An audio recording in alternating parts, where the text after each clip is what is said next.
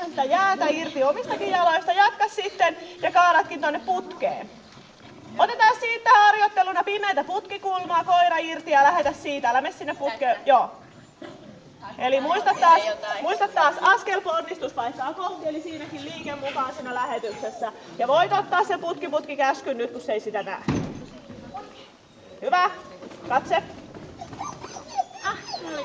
Ei mitään, koira mukaan, lähetä heti putkeen.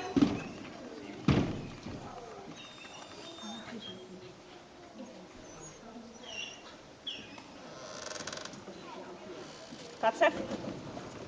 Ja suunnanmuutos. Hyvä, mene vaan.